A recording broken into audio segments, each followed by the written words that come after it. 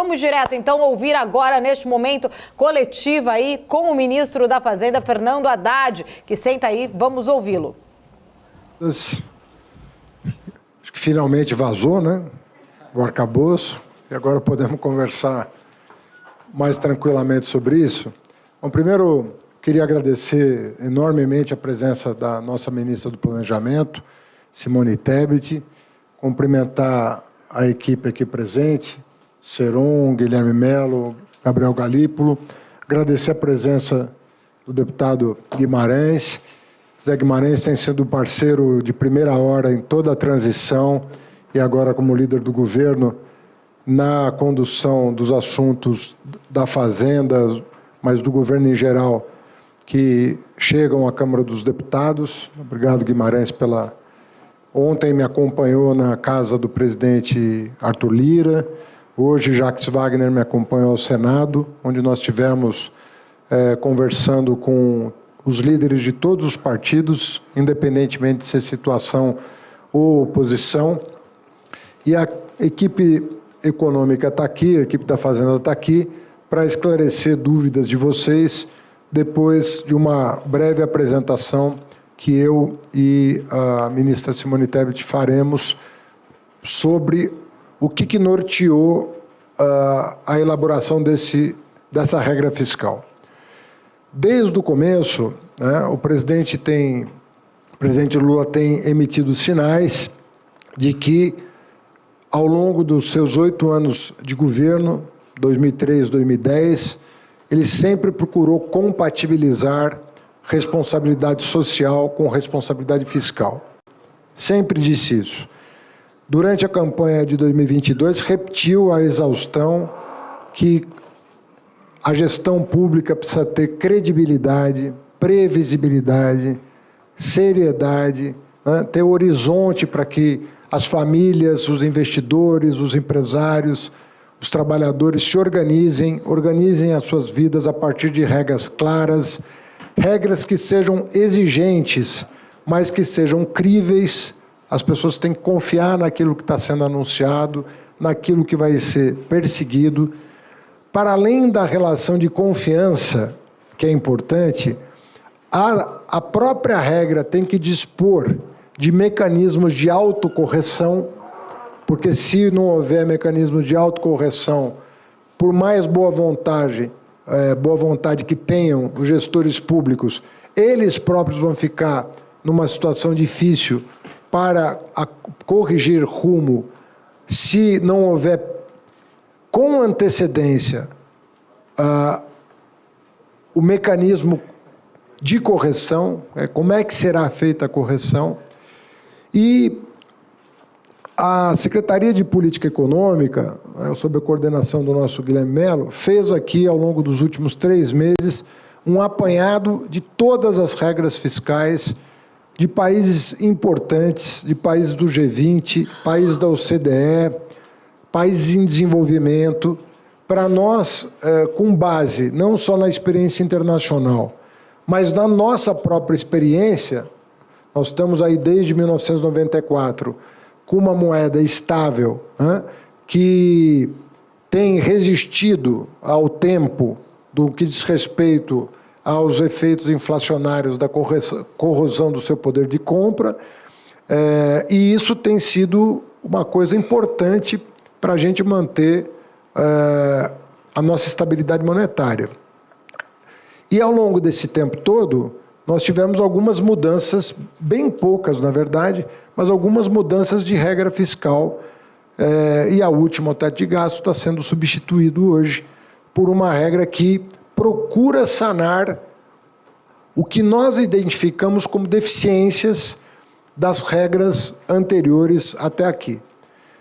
Então, vou dizer qual era a nossa preocupação. Na regra que teve vigência até o teto de gastos, você tinha meta de superávit primário, meta de resultado primário, mas a grande crítica que se fazia é que ela não tinha uma dimensão anticíclica. Você não conseguia corrigir, né? Quando o país prosperava demais, você, para cumprir a lei, bastava manter a despesa em compasso com a receita, que basicamente o resultado primário estava preservado. E era muito difícil você reverter isso numa fase ruim, porque você não tinha uma poupança prévia que te permitisse, numa fase pior, né, você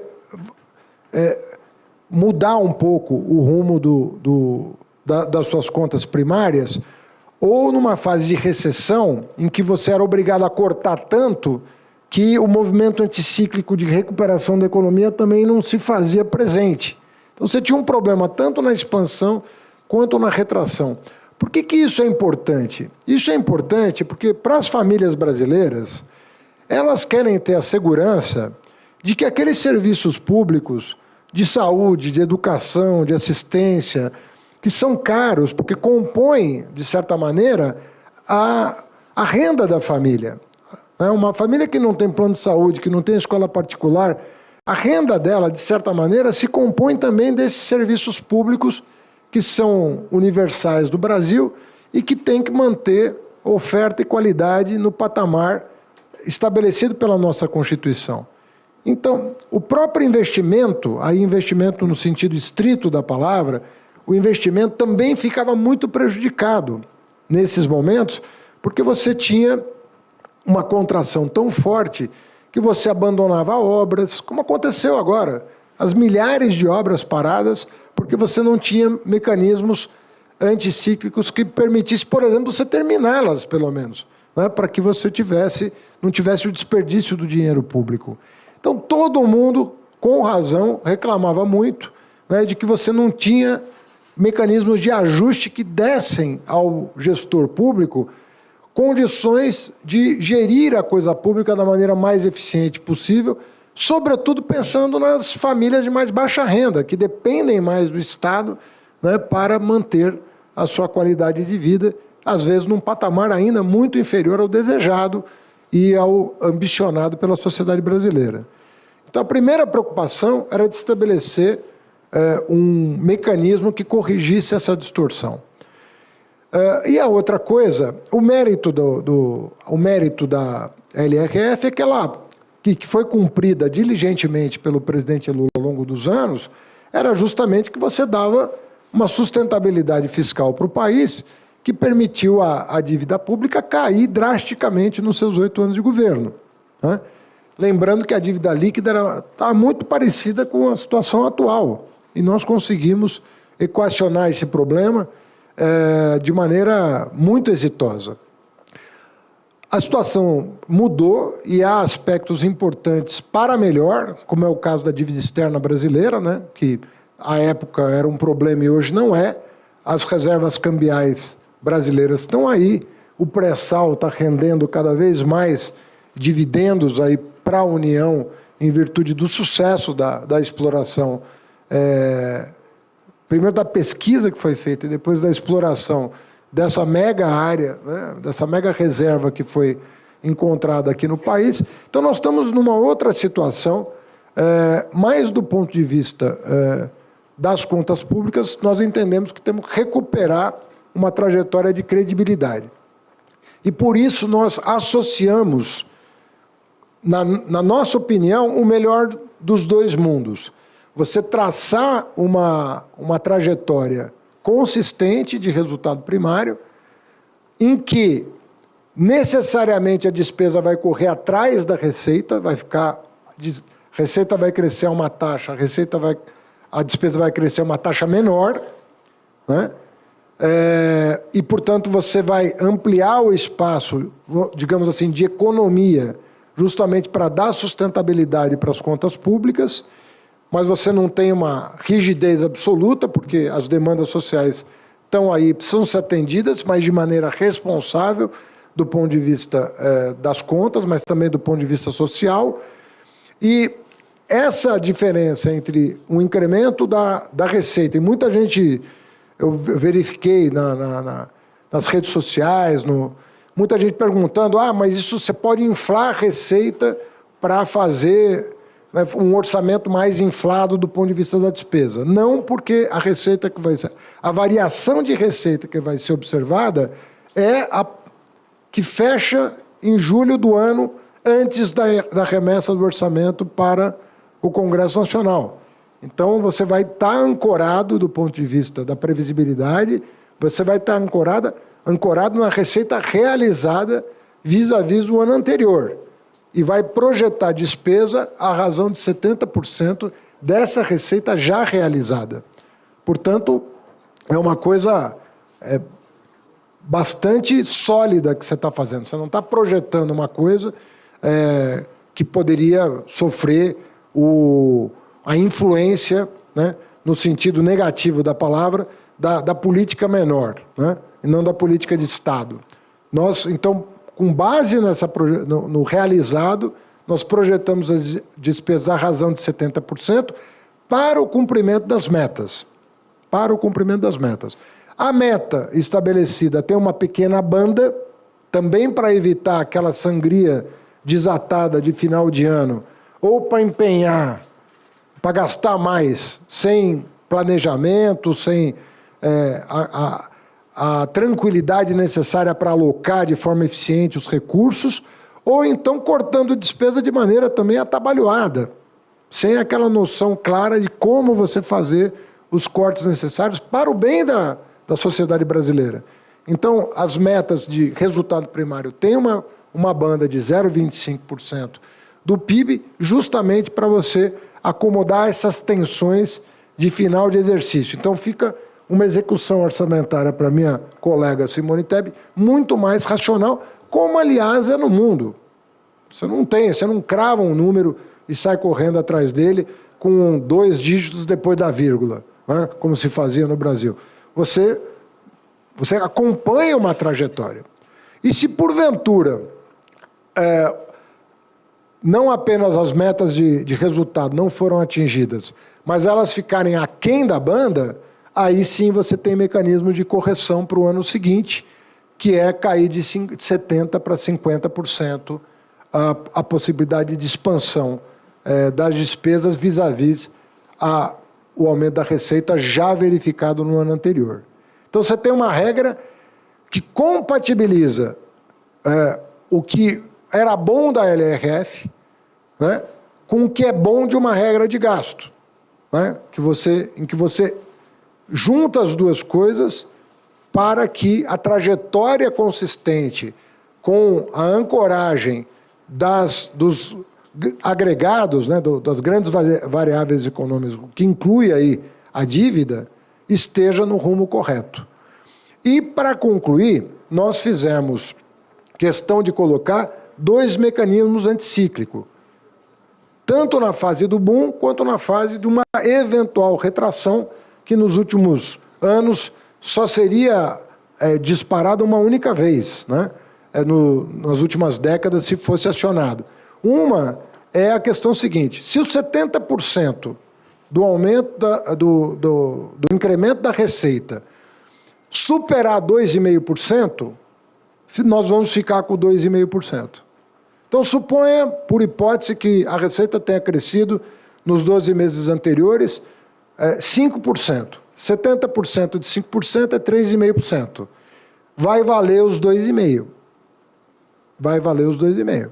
Assim como, se tiver eventualmente uma retração, né, no ciclo baixo, na parte baixa do ciclo, nós resolvemos incorporar aquilo que era exceção ao teto de gasto dentro da regra nova e fixar em 0,6% o incremento da despesa de um ano para o outro. Por que isso?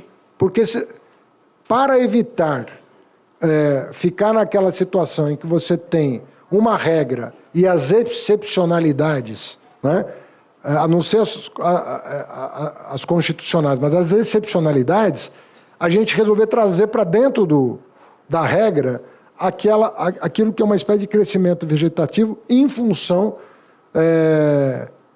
daquilo que se verificou desde a promulgação do teto de gasto.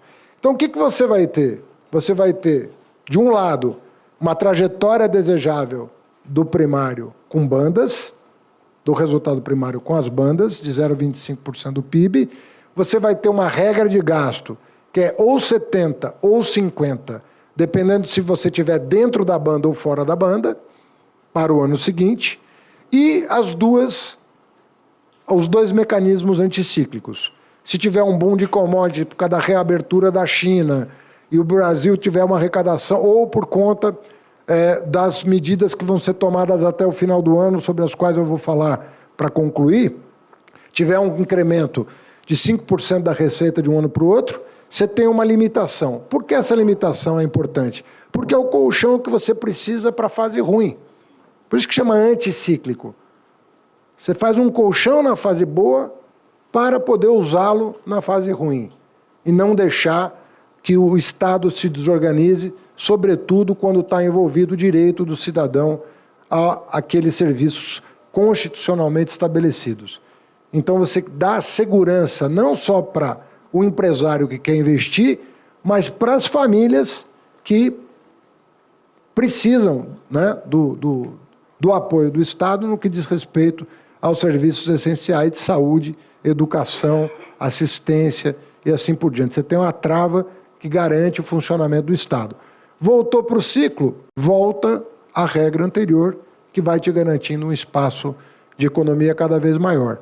Isso, no nosso juízo, pelas projeções que o Tesouro faz, se nós cumprirmos essa trajetória com esses mecanismos de controle, nós vamos chegar em 2026 numa situação de bastante estabilidade no que diz respeito a esses agregados. As trajetórias todas de inflação, juro real, dívida pública, vão se acomodar numa situação muito mais favorável do que a que nós encaramos hoje.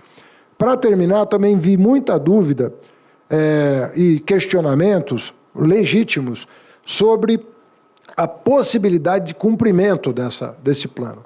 E eu quero dizer uma coisa que eu disse tanto para o deputado Arthur Lira, presidente da Câmara, quanto para o presidente do Senado, o senador Rodrigo Pacheco. Eu disse para eles o seguinte: esse plano tem um pressuposto.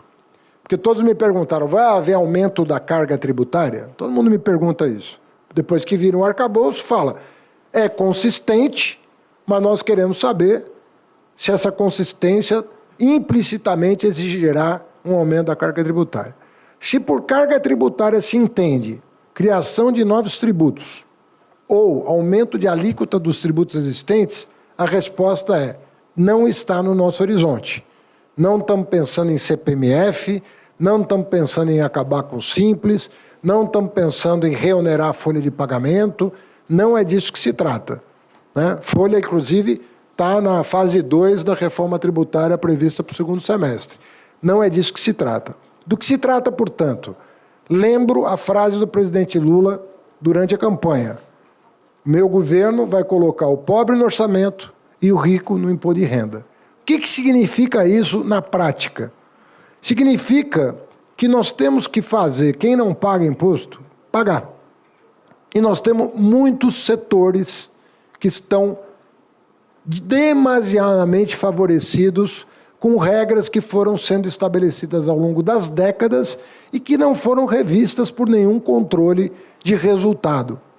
Muitas caducaram, do ponto de vista de eficiência, precisam ser revogadas, e nós vamos, ao longo do ano, né, e já começando na semana seguinte à apresentação do arcabouço, nós já vamos encaminhar para o Parlamento as medidas saneadoras que vão dar consistência para o resultado previsto nesse anúncio. Sim, nós contamos, portanto, que aqueles setores que estão muito beneficiados, ou setores novos que sequer estão regulamentados, né? Falava-se muito lá na Câmara e no Senado sobre essa questão das apostas eletrônicas, que vai ser regulamentado. Mas esse é um item de uma lista extensa de benefícios indevidos, de fraudes, de todo tipo de coisa que vocês possam imaginar, que vão ser revistas para fechar os ralos do que a gente chama de patrimonialismo brasileiro. Nós vamos ter que enfrentar a agenda contra o patrimonialismo e acabar com uma série de abusos que foram cometidos contra o Estado brasileiro, contra a base fiscal do Estado brasileiro ao longo dos anos. Isso não vai penalizar absolutamente ninguém que está com seus tributos em dia, mas sim há um esforço mundial, isso não é o caso do Brasil, isso é um caso mundial de acabar com os abusos que as grandes empresas muitas vezes cometem contra os seus estados nacionais que deram origem a elas. Está cheio de problema, que nós já mapeamos, uma equipe aqui da Receita e do Tesouro ficaram passando em revista a legislação para que nós soubéssemos identificar onde é que estão os grandes problemas, chamados grandes jabutis. Então, nós não estamos falando dos pequenos jabutis, estamos falando dos grandes jabutis. Esses jabutis realmente é uma manada, talvez um dos maiores rebanhos existentes hoje nesse país, é a quantidade de jabuti que foi entrando no nosso sistema tributário e que tornou esse modelo caótico. E isso não tem nada a ver com a reforma tributária que está em curso, que vai sanear outros tantos problemas. Porque a reforma tributária tem o mérito, inclusive, de dificultar muito a sonegação, porque o imposto de valor agregado, ele encadeia os setores econômicos de uma tal maneira que, como você está num regime de crédito e débito, todo mundo tem interesse em se regularizar, porque é um benefício para todos, o que permitirá, no futuro próximo, inclusive a redução do imposto sobre consumo no Brasil, que é muito elevada. Com as correções devidas, com a ampliação da base, você consegue ter um sistema tributário mais justo, que penalize menos as camadas mais vulneráveis economicamente da nossa população, que paga duas vezes no caso do imposto do consumo. Não só porque ele consome mais proporcionalmente à renda, mas porque ele consome produtos que são supertributados na cesta de consumo dessas famílias. Então, ele é penalizado duas vezes. Então, esse é o plano de voo, não tem nenhuma... Tem muito trabalho pela frente. Isso aqui não é uma bala de prata que se resolve tudo. Isso aqui é o começo de uma longa jornada. Mas isso aqui é um plano de voo, de como nós vamos enfrentar o problema da economia brasileira. Eu termino falando uma frase que eu falei tanto na Câmara quanto no Senado. Se quem não paga imposto, se quem não paga imposto passar a pagar, todos nós vamos pagar menos juros. Todos nós vamos pagar menos juros. É isso que vai acontecer. Agora, para isso acontecer, aquele que está fora do sistema tem que vir para o sistema. Ele tem que vir para o sistema. O Congresso Nacional tem que ter sensibilidade para perceber o quanto o seu desejo foi aviltado na prática pelos abusos e corrigir essas distorções. Da mesma maneira que nós vamos ter uma atuação forte no Supremo Tribunal Federal no que diz respeito ao julgamento daquelas ações que são muito importantes para a recomposição dessa base fiscal do Estado brasileiro. Nós estamos falando, portanto, de uma recomposição. Não estamos falando de uma ampliação.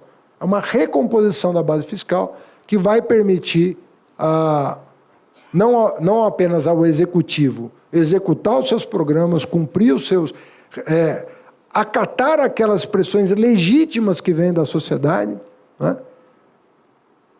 Ou seja, cumprir os seus compromissos, não só dessa eleição que passou em 2022, mas das próximas. Nós somos um país democrático onde a população se manifesta nas eleições e diz o que quer, e essa regra não vai ser impedimento que se cumpra com aquilo que foi convencionado pela sociedade, apenas que o que foi convencionado tem que ter a contrapartida dos setores mais abastados sobre a sustentabilidade do que foi proposto. É disso que nós estamos falando.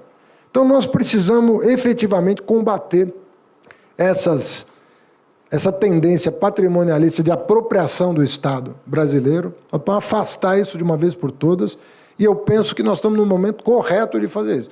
Quer dizer, falamos que é o momento correto, não falar dos 100 anos que nós podíamos ter feito isso já. Mas nós estamos num momento incontornável de fazer isso.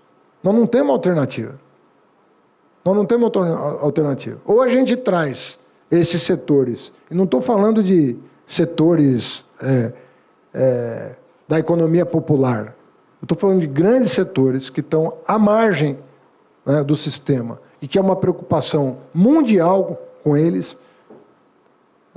Tivemos nos Estados Unidos agora taxação das big techs, das grandes corporações no chão, tudo indo para paraíso fiscal, tudo.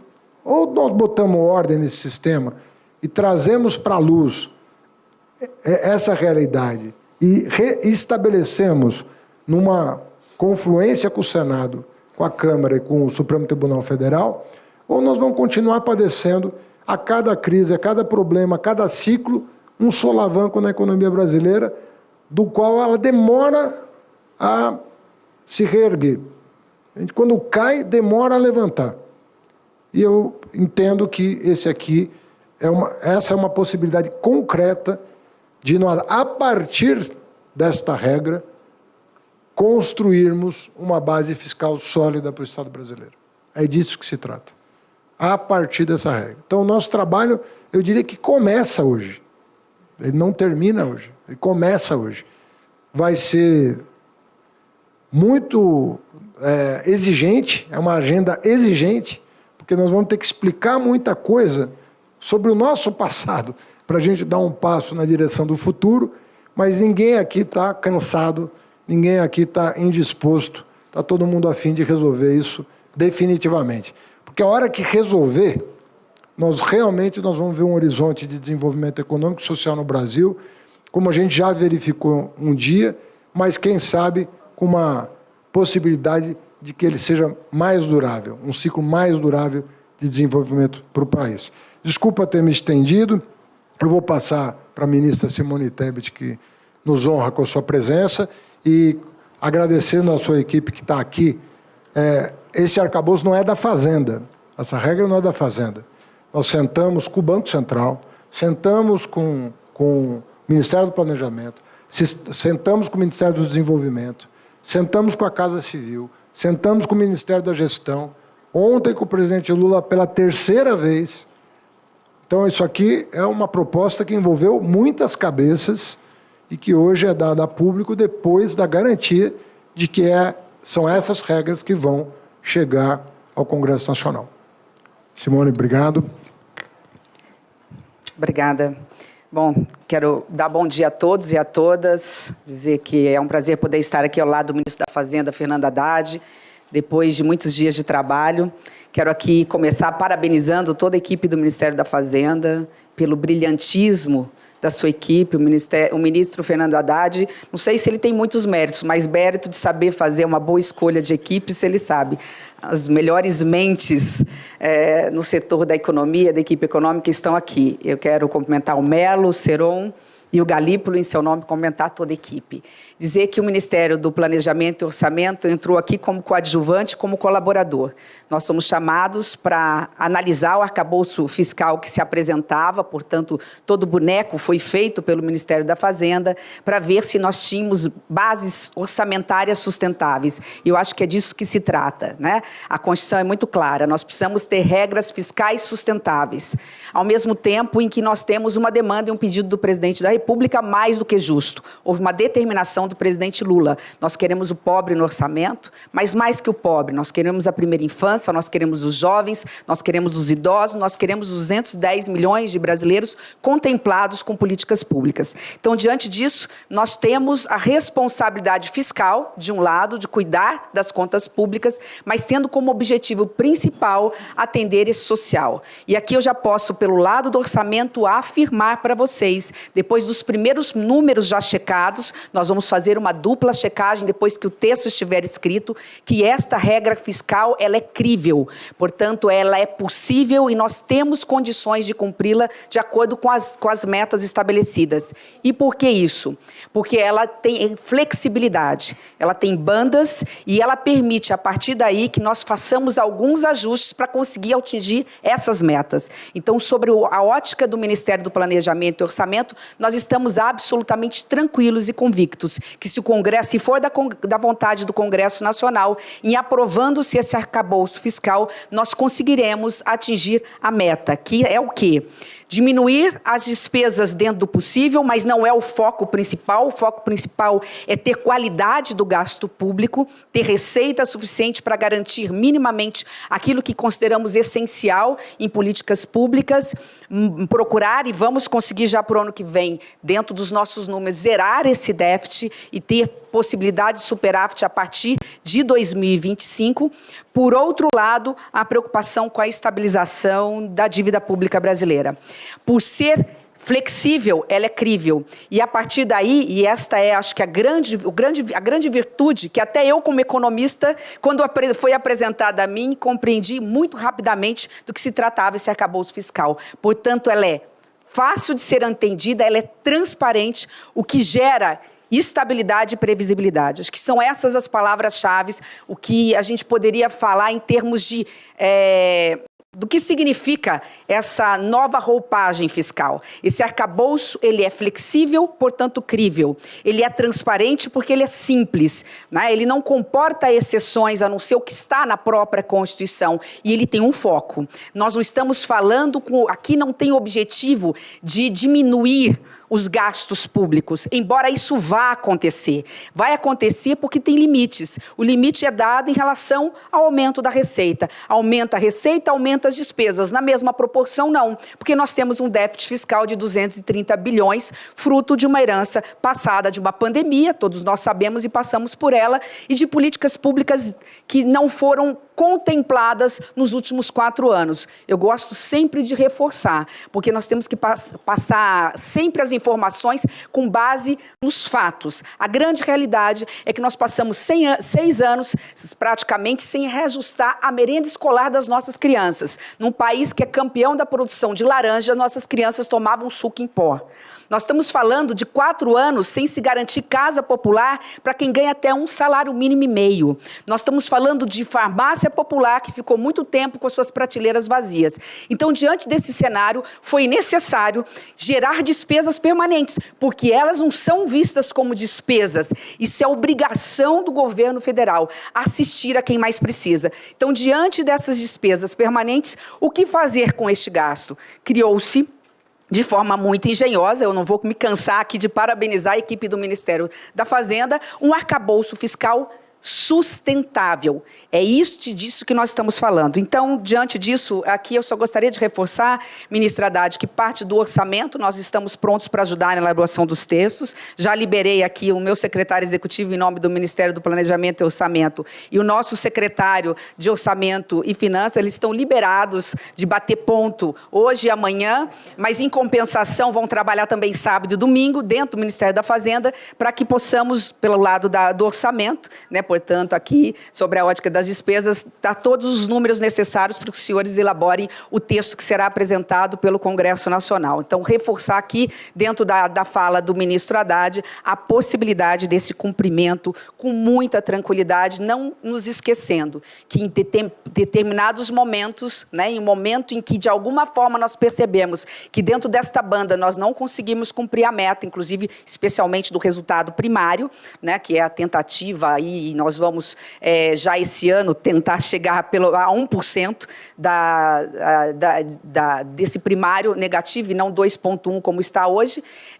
Nós temos o gatilho de diminuir ainda mais as despesas em relação à receita. Acho que o ministro Haddad falou aqui por 2 vezes. Hoje, o limite é 70% da receita, o crescimento das despesas. Mas, excepcionalmente, se percebemos que não estivermos alcançando essa meta, nós estamos prontos para tomar as medidas necessárias para que essa despesa não cresça mais do que 50% em relação à receita. Não sei se ficou alguma coisa para trás, eu só posso dizer que, a partir daí, nós temos uma grande missão no Ministério do Planejamento, porque também isso é importante dizer. Essa regra nos dá, talvez pela primeira vez em muito tempo, a oportunidade de nós termos um aumento do horizonte de recursos, alocar recursos considerando uma visão de médio prazo. Sair da caixinha do orçamento anual, e ele é anual porque está na lei, está na Constituição, mas tendo uma visão de médio prazo, olhando o orçamento para os próximos 4 anos. Porque a chuva impede que a obra comece 1º de janeiro, então ela não se conclui dia 31 de dezembro. Quando nós falamos de políticas públicas, algumas delas, elas têm condições de serem alcançados os seus resultados a médio ou a longo prazo. O que diga nessa nossa grande e mais árdua missão de garantir qualidade no ensino público, que é uma questão de uma mudança aí que vai levar no mínimo 2 décadas. Então, quando nós falamos de orçamento, nós temos que ter esse orçamento numa visão mais de médio prazo, o que este arcabouço vai permitir fazer. A gente ter uma visão, no mínimo, de 4 anos, à luz do PPA, que vai ser participativo e que é este ano determinação do presidente Lula de que nós visitemos todas as capitais, ouçamos a sociedade civil, os conselhos, no modo virtual também, para que possamos incorporar, além dos programas e do programa do governo, de campanha, incorporar os anseios da sociedade em programas, ações, metas, indicadores para serem cumpridos a partir de 2024. Parabéns, ministro Haddad. Como você mesmo disse, tem muito trabalho pela frente, conte conosco. Bom, eu vou passar a palavra aqui para a equipe esclarecer dúvidas, mas eu só queria concluir dizendo o seguinte: nós tivemos muita preocupação mesmo, de andar numa linha que no Brasil ficou muito tênue à luz do ambiente político criado, entre você olhar para um lado ou para o outro da sociedade, olhar para uma pequena minoria na sociedade e para a grande maioria. E o que eu posso dizer é que essa regra nos permite olhar para cada família desse país e dizer o seguinte: nós não vamos admitir que um dos maiores produtores de alimento do mundo, não vamos admitir que um país que é um dos que mais produz alimento do mundo conviva com a fome nunca mais. E não vemos nenhuma razão, a partir desse anúncio, para alguém ter dúvidas sobre investir no Brasil. Seja uma empresa nacional, uma empresa estrangeira, não vejo nenhuma razão para alguém duvidar da capacidade da economia brasileira produzir os melhores resultados daqui para frente. Repito, temos muito trabalho. Depois desta lei complementar, que segue semana que vem ou na próxima, para o Congresso, nós temos um conjunto de medidas saneadoras, que eu já me manifestei a respeito. Estamos falando de alguma coisa entre 100 e 150 bilhões de reais até o final do ano, né, de medidas saneadoras, como as que foram tomadas no dia 12 de janeiro, como as que foram tomadas no final de fevereiro. Virão novas medidas na mesma direção, né, que vão cobrir esse buraco herdado da administração anterior, mas com vistas a dar sustentabilidade para crescimento. O que o presidente quer: emprego, investimento, a satisfação das famílias brasileiras naquilo que a Constituição estabelece, nos seus direitos constitucionais, e eu tenho a convicção de que esse país melhor está totalmente contemplado nessa nova fórmula que nós estamos anunciando. Nós vamos melhorar o Brasil, tanto do ponto de vista social, quanto do ponto de vista econômico, quanto do ponto de vista político. Não há nada que impeça o Brasil de, seguindo esse curso, estar num outro patamar de desenvolvimento e com outras perspectivas de futuro. Eu agradeço a paciência dos jornalistas ao longo desse tempo todo. Eu não podia me manifestar antes de fechar com a área econômica, com o presidente da República, antes de falar com os líderes da Câmara e do Senado. Nós cumprimos um ritual longo e todo mundo foi muito sério em manter sigilo daquilo que ainda não estava decidido, justamente para não criar um transtorno para a sociedade indevido.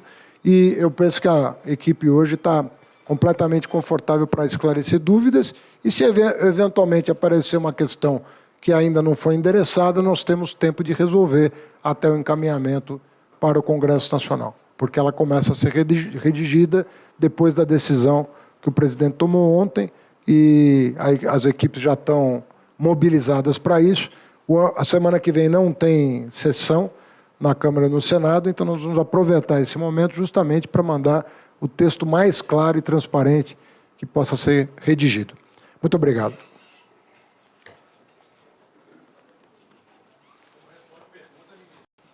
O Seron e o Guilherme falam. Tá aí, né? A gente acompanha neste momento o final desta coletiva. Na verdade, agora a equipe vai responder as dúvidas ali dos jornalistas, né? A equipe econômica. Ninguém sabe ainda lá. Ninguém sabe quem vai responder, exatamente, né? Bom ponto aí que Alexandre Cabral. Mas todo mundo levantou. Todo mundo levantou, né? Exatamente aí, né, Alexandre Cabral? Quero voltar com o Cabral e com o Sérgio Machado. Estávamos aqui debatendo. Não entendi, deixa eu pedir aí. Não vão ser eles, nem o Haddad nem o Tebet vão responder. Mas sentou tá todo bom. mundo? Ó. Vamos voltar então a acompanhar aí para ver quais são as dúvidas para essas respostas. Vamos lá. Boa tarde, ministro. Manuel Ventura, do Jornal o Globo. Ministro, são muitas questões, mas tentando ser breve, nos últimos dias, nas últimas semanas, houve muita divergência aparente entre diferentes partes do governo a respeito do arcabouço. Né? Muita informação de que uma ala do governo queria mais investimento, outra ala do governo queria menos investimento, um arroxo mais forte ou menos forte, menos intenso. Eu queria saber como é que o senhor lidou com essas pressões para conseguir apresentar o arcabouço que está apresentando hoje, como é que o senhor responde a isso, como é que o senhor viu essas pressões, e também os senhores estão apresentando uma trajetória de dívida, apenas que a dívida não caia, a dívida ela fica sustentável num período de tempo. A dívida pública do Brasil não vai cair nos próximos anos? Obrigado. Olha, quando nós apresentamos, quando a área econômica fechou o entendimento sobre como deveria ser a regra, uma regra crível, exigente, factível, né, nós poderíamos executar e que ela traria, já respondendo a sua segunda pergunta, os agregados macroeconômicos com uma trajetória consistente, entendeu? E eu fiz menção à gestão do presidente Lula, que reduziu 30%, 40% da dívida pública do Brasil, independentemente de como você faz a conta, reduziu drasticamente a dívida pública como proporção do PIB. O fato é o seguinte, se você crescer, e você vai crescer harmonizando, já disse isso uma centena de vezes, não custa lembrar, harmonizando política fiscal e monetária. Você não vai crescer de outro jeito. Você tem que harmonizar a política fiscal e monetária. Então, tudo concorrendo, porque eu entendo que seja a trajetória correta, tanto do fiscal como monetário, nós vamos ter... E o que faz cair a dívida mesmo, não é só uma regra boa, é as condições de garantia de crescimento econômico. Porque essas duas coisas somadas, uma boa regra e condições sustentáveis de crescimento, esse problema desaparece do cenário. Ele some de cena. E o Brasil não está... Nós chegamos... nos anos 90, a dívida brasileira foi de menos de 30% para mais de 60%. Dobrou a dívida pública como proporção do PIB. Nós não estamos nessa situação. Uma das razões pelas quais nós não estamos nessa situação é o fato de que nós temos reservas cambiais acumuladas no período de bonança, justamente que nos permitiu enfrentar a crise de 2008, enfrentar a pandemia, enfrentar a crise política de 15, 16. Isso é porque a economia tinha já uma solidez que, se fosse diferente, nós podíamos estar numa situação muito precária, que muitos países latino-americanos, africanos, até europeus estão vivendo agora. E nós não estamos vivendo essa situação. Então, de novo, eu não vejo nenhuma razão para o investidor não investir no Brasil. Não consigo ver hoje. Até ontem, a pessoa falava, vou esperar a regra. A partir de hoje, fala, olha, está claro que nós vamos perseguir. Segundo ponto, quando você está numa equipe plural, como a do presidente Lula, e eu sou uma pessoa, assim como a Simone, que nós não temos problema em conversar com quem pensa diferente da gente, pelo contrário, a gente quer aprender com quem pensa diferente da gente, é natural que cada economista consultado, cada gestor consultado, esteja pensando da sua ótica se o arcabouço funciona. E nunca é a mesma. Então, uma pessoa com mais sensibilidade social, ela está assim, cabe o Bolsa Família dentro dessa regra? Cabe investimento dessa regra? Outro vai se perguntar, a trajetória da dívida é consistente? Consegue executar o primário? Então, cada um olha para para um ponto. Né? Se você for na Faria Lima, eles vão fazer determinadas perguntas para a gente. Se você for em Paraisópolis, que é bem perto da Faria Lima, as famílias de Paraisópolis estão com outras perguntas. Ele quer saber da política de salário mínimo, ele quer saber se o Bolsa Família vai ser mantido, ele quer saber se vai ter escola para o filho. E nós estou falando da mesma cidade de São Paulo, onde você tem o bairro mais rico e comunidades pobres vivendo ali, lado a lado. Então, o bom desses dias que nós vivemos foi que o modelo foi estressado de vários pontos de vista. De vários pontos de vista. Então, cada um que olhou, ele maltratou o modelo para saber se o modelo confessava um crime. E quando viu que ele era consistente, né, com o desejo médio, né, que óbvio que tem constrangimentos, você tem restrição orçamentária, uma família tem, um país tem, óbvio que tudo isso, todo mundo sabe tudo isso. Mas quando você estressa o modelo e verifica, ele tem coerência, quando você consegue não aproximar 100% das pessoas, mas quando você consegue uma boa dose de razoabilidade e consenso em torno de uma regra, é sinal de que essa regra pode funcionar muito bem se nós não nos acomodarmos e perseguirmos os objetivos que nós estamos anunciando com as premissas que estamos anunciando. E do nosso ponto de vista, é absolutamente factível. Quem tiver dúvidas, várias dúvidas já foram suscitadas ao longo do tempo aqui, né? 12 de janeiro era uma dúvida, o fim da reoneração dos comitês era outra dúvida, o arcabouço fiscal em março era outra dúvida. Quem quiser continuar duvidando, é um direito. Mas, depois da Páscoa, novas dúvidas vão ser sanadas, porque nós vamos continuar agindo nessa mesma direção. Então, a rota está traçada, com o aval do presidente da República, e nós vamos perseguir. E agora com mais robustez, porque nós teríamos passado um terceiro desafio juntos.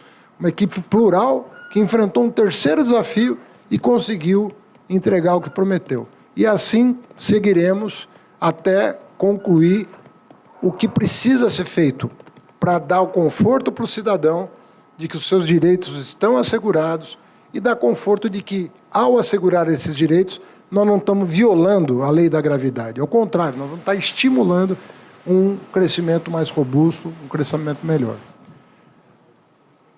É isso? Obrigado. Não, ministro, a segunda pergunta. Bom, Segunda pergunta, nome e veículo, por favor. Não, se quiser, a gente tem mais. Nome e veículo, por favor. Lorena Rodrigues, da Agência Estado Broadcast. Ministro, eu queria aproveitar a presença do senhor para fazer perguntas mais políticas, mas eu tenho um monte de técnicas que eu vou deixar para os técnicos, então. O senhor falou agora há pouco que a regra não tem 100% de consenso. Quantos por cento de consenso que nós temos nessa regra hoje e qual que é a No governo, 100. No governo. Não. Quando eu digo, quando eu fiz referência à regra, o governo, encerramos ontem a discussão. Mas é evidente que se for, dependendo de onde você, né, para quem você perguntar, ele vai dizer, eu concordo com 80%, mas eu faria tal coisa. E dependendo da visão de mundo que a pessoa tem, da escola que ele pertence, da escola de economia que ele pertence, do que ele está preocupado, se ele está preocupado com o dinheiro dele, se ele está preocupado com o bem-estar da sociedade, ele vai te responder uma coisa. O que nós conseguimos aferir, né, do consenso entre nós do governo é que, se essa regra, estressada durante 10 dias, conseguiu agradar pessoas tão diferentes quanto as que compõem o governo, ela tem uma boa chance de emplacar na sociedade. Emplacar na sociedade, como que é a chance de emplacar no Congresso, ministro? Porque se está saindo do... Olha, pergunte para os parlamentares. Eu passei 4 horas esses 2 dias respondendo a parlamentares da oposição. Da oposição. Estava sentado agora com o Rogério Marinho, com o Ciro Nogueira, né? E todo mundo sabe que eu respeito um parlamentar da oposição tanto quanto um da situação. As pessoas perguntaram o que quiseram para mim. Então, eu fiz 2 sabatinas, de 2 horas cada uma, respondendo a todas as perguntas. Minha impressão, Guimarães está aqui para responder, porque a da Câmara foi ontem. Então, ele já deve ter uma sensação de como o discurso foi recepcionado. A minha impressão é de que faz sentido para eles que a mudança é benéfica para o Brasil. E o senhor tem uma previsão de quando? E só uma última pergunta, antes que me tomem o microfone aqui, de quando seria aprovado?